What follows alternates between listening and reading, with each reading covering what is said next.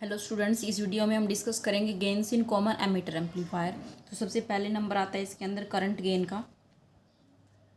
First है हमारा current gain.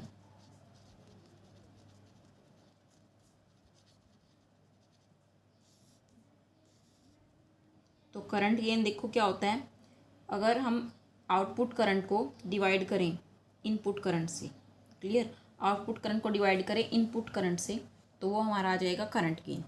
अब जैसे हमने कॉमन बेस एम्पलीफायर के अंदर किया था, कॉमन बेस एम्पलीफायर के अंदर जो करंट गेन था उसको हमने कैसे डिनोट किया था, अल्फा से डिनोट किया था। यहाँ पे हम डिनोट करेंगे बीटा से। तो पहले इसकी डेफिनेशन लिख लेते हैं। It is defined as ratio of output current to the input current. अब आउटपुट करंट क्या था, आउटपुट करंट कलेक्टर करंट था, क्लियर, और इनपुट करंट क्या है, बेस करंट। तो बीटा से इसको हम डिनोट करेंगे। बीटा इज इक्वल टू हो जाएगा हमारा आई C upon I B, clear. ये हो गया हमारा करंट गेन। उसके बाद सेकंड आता है हमारा voltage gain.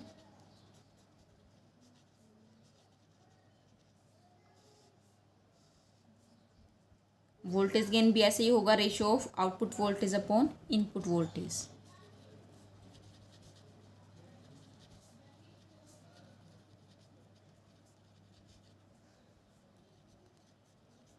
Output voltage and input voltage. यहाँ पे इनपुट करंट आएगा, क्लियर। वोल्टेज गेन को हम डिनोट करते हैं एवी से। तो एवी ये हो जाएगा हमारा आउटपुट वोल्टेज क्या है, आउटपुट वोल्टेज हो जाएगी हमारी वीसी और इनपुट वोल्टेज हो जाएगी वीबी, क्लियर है। अब देखो वोल्टेज जो क्या होती है, करंट और रेजिस्टेंस की मल्टीप्लाई होती है, तो इसको हम लिख सकते हैं आई सी इंटू आर सी, और इसको लिख सकते हैं I B into R B, clear. तो ये हो गया हमारा वोल्टेज गेन। अब देखो यहाँ पे आई सी अपॉन आई बी को अगर मैं लिखूँ बीटा, यहाँ पे लिख दे बीटा, यानी कि current gain into resistance gain लिख सकते हैं इसको, R C upon R B, ये हो जाएगा ए बी, क्लियर। यानी कि current gain multiplied by resistance gain, clear. ये है हमारी वोल्टेज गेन। उसके बाद थर्ड होता है हमारा पावर गेन।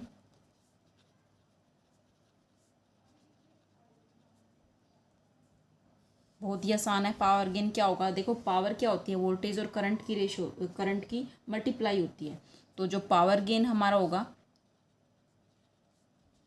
वो हो जाएगा मल्टीप्लाइड ऑफ वोल्टेज गेन और करंट गेन,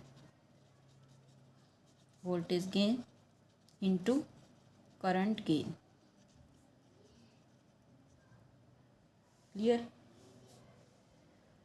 यानी वोल्टेज गेन को किससे डिनोट किया था, ए वी से, और करंट गेन क्या था हमारा बीटा। तो ए वी को बीटा से मल्टीप्लाई करेंगे तो ये हमारा आ जाएगा पावर गेन, शॉर्ट में लिख सकते हैं इसको हम, क्लियर। तो वोल्टेज गेन लिख दो, इसमें हम V C upon V B लिख सकते हैं, और करंट गेन को लिख देंगे I C upon I B, clear. तो ये तो हमारा था पावर गेन।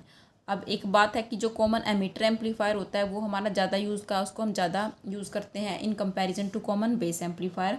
उसकी वजह ये है कि जो गेन होता है कॉमन एमिटर एम्पलीफायर के अंदर, वो हमारा हमेशा ग्रेटर देन 1 होता है, क्लियर। यानी कि जो गेन होगा वो ग्रेटर देन 1 होगा, तो उसकी वजह से क्या होता है, ज़्यादा यूज़ का है कॉमन एमिटर एम्पलीफायर। तो गेन ज़्यादा होने से मीन्स क्या है, देखो अगर करंट गेन हमारा ज़्यादा हो, यानी अगर बीटा हमारा ग्रेटर देन 1 हो, क्लियर। अगर बीटा ग्रेटर देन 1 है तो आई सी भी क्या होगा, ग्रेटर देन आई बी होगा, यानी आउटपुट जो करंट है हमें इनपुट करंट से ज़्यादा मिलेगा। तो इसकी वजह से क्या है, आउटपुट करंट ज़्यादा मिल रही है, इनपुट कम दे रहे हैं, आउटपुट ज़्यादा मिल रही है, तो हमारे ज़्यादा यूज़ का है, क्लियर, ओके।